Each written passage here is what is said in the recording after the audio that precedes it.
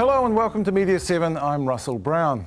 It is 10 years since jihadis used domestic airliners as weapons in attacks that killed more than 3,000 people in the United States of America. The attacks triggered a series of reactions that reshaped geopolitics and changed sovereign laws. They also brought changes and challenges for the media. To begin, Jose Barbosa recalls the images of the morning of September 11. Would you like to lower your monthly mortgage payments or use the equity in your home to consolidate your credit card or other debts? Just log on. Number 2. Yeah. This just in, you were looking at obviously a very disturbing live shot there. That is the World Trade Center, and we have unconfirmed reports this morning that a plane has crashed into one of the towers of the World Trade Center.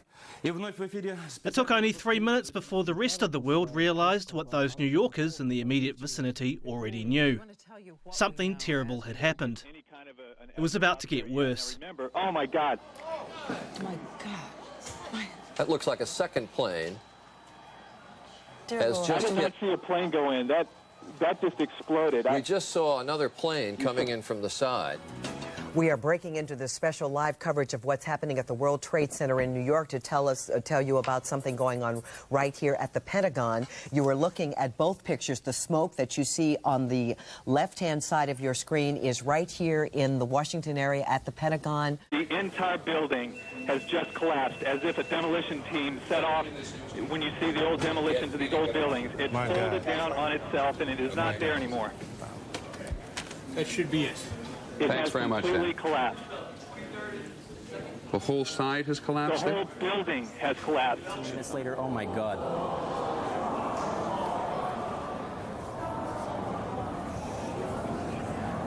Oh my God.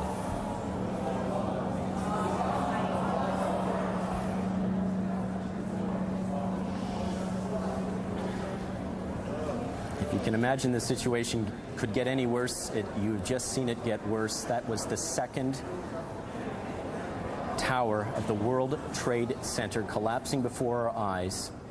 Everything with a lens was pointed at New York. It was sad, vulgar and bizarre. And those reporting reflected that confusion. It seems the hardest thing at the moment is to make an appraisal of all this. It just happened, and it's just, in some respects, it's happened and it's happening, right?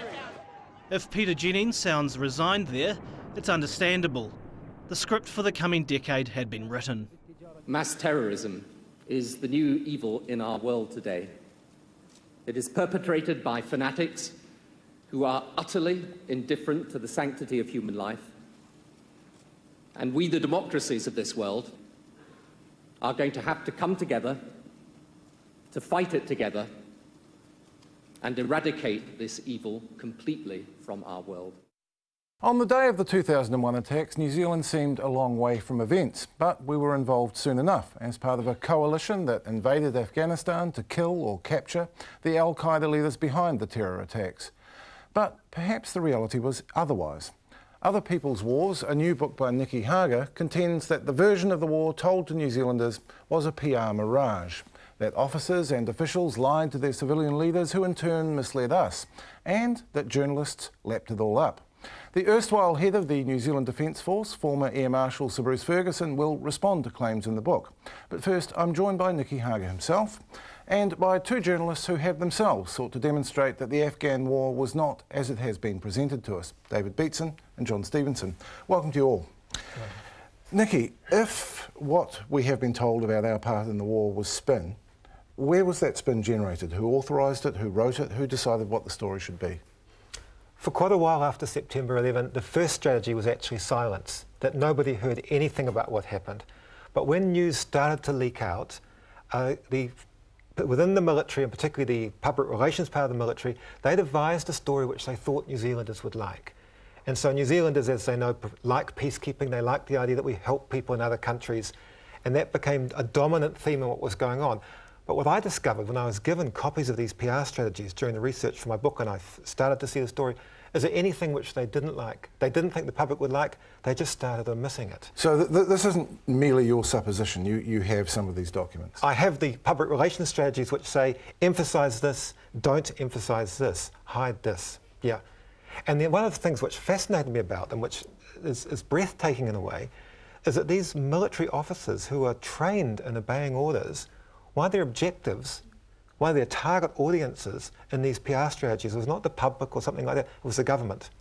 And they were actually the government and parliament, and they were figuring out the messages which would help to keep support, resourcing, and the government pointing in the direction they want them to. Actually, their leaders were being spun.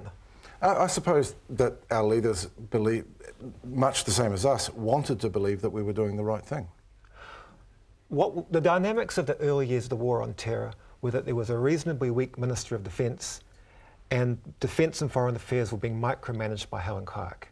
And this, through the documents I have, you can see her with Foreign Affairs, with Defence. She is constantly going back to meetings. She's the one giving the instructions, and she worked very hard to find a way through, sort of like a Holyoke in the Vietnam War, of some involvement, not too much involvement, keeping right out of Iraq. And it was the difference between what she was trying to do and what the officials and the officers actually did, which is where you start to see this strange I think that's one of the intriguing things about the book, is that she emerges relatively sympathetically. You appear to have some sympathy for the job she had to do. Let's be clear, if any of us had been the leader of any country in that first period after September 11, were you going to say no to the United States? Were you going to not help them in this great and terrible tragedy that they were so focused on? Of course you would. But Helen Clark knew more about foreign policy. She cared more about foreign policy and defence than anyone else in her government. And so she really worked hard on it. And she thought she could do it naturally.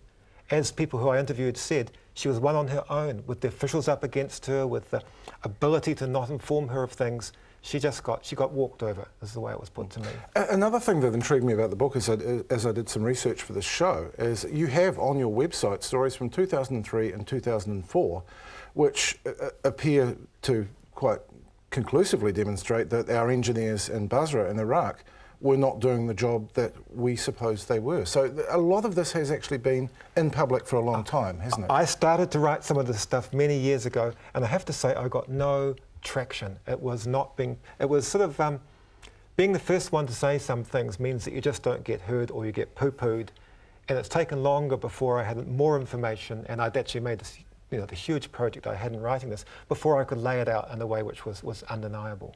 David Beetson, you've been studying this story, particularly with respect to Afghanistan, for quite some time. Was there anything in the book that was a revelation to you? Was there anything that you went wow about? Yeah, two things. One was that Nicky Hager could actually get the information that he got, and the documents he got, and to the trusted and quite high sources that he obviously drew on. That was number one. Number two was that there was some very astute analysis done, both in defence by the SAS intelligence analysts, and in foreign affairs by people like Martin Dunn. That wasn't in the public domain by any manner of means. The notion that there wasn't a war objective, that there wasn't a war strategy, that the situation we were walking into was going to be extremely difficult. None of this was really perceived or presented in the public place at all. So a lot of that I had no previous knowledge of, but what I did know about was all the spin, and I could smell the smell.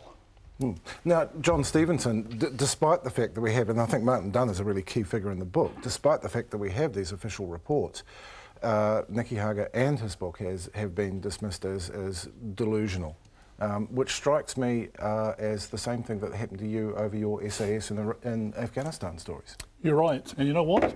It's just not working anymore. The facts are all there. His book is meticulously documented, I think something like 1,400 footnotes. People, as you say, like Martin Dunn, the reports are there almost verbatim. There's only so much you can do to spin that. And I think it's the Prime Minister and the Minister of Defence, Wayne Mapp, and the Defence Force leadership who have spun for 10 years a very, very deceitful version of what we were doing in Iraq. I think it's their credibility that's on the line, not ours. And I have to say, again, in the same case with you, some of the people doing the dismissing are senior press gallery journalists. That's right. That's been perhaps one of the most disappointing aspects of this whole exercise. You know, has Nicky gone out and interviewed top-level people in the Defence Force and the government and MFAT? Yes. Has he got hundreds, thousands of documents, classified documents in the book? Yes. Is this a significant matter of public interest? Yes. Is the press gallery going to cover it? Of course not. Of course, there are exceptions, because all the New Zealand Herald's commentators seem to have swung in behind the book and taken it very seriously, including Fran O'Sullivan, who could never be accused of sharing your politics. No, I was impressed by her. And what I would say is it was a mixed experience. The press gallery, the parliamentary press gallery, encourages a certain kind of fragile ego. And you get competitiveness and you get jealousies and things. But they're not all the people. There's a mixture of people. And I found quite a few people from there were coming up to me and congratulating me, as you would hope colleagues would. And they were saying, we know we've been spun, but we couldn't find our way around it. So I've had about half support and half the pettiness. I have to say that wasn't the response of Guy and Espen at the launch of the book. He told you, well, yes, of course, there were CIA officers at the camp in Bamiyan, and you know, why wouldn't there be? But I agree with him. Yes. Why wouldn't there be? Why wouldn't there be?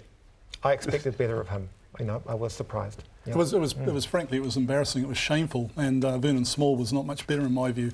You know, that paper is studiously ignored, one of the most important books of the year. You can read about it in the Dominion Post's columns, but there's no news being done. There's no analysis. There's no investigating what very, very serious allegations, which frankly involve, you know, in some way our current head of state, just been sworn in, Lieutenant General Sir Jerry Mataparai. Now, I think you're right. It was a mixed bag. John Armstrong did a great job. Fran O'Sullivan, hats off to her. Then you had people like Bryce Edwards at Liberation Blog, Key Thing.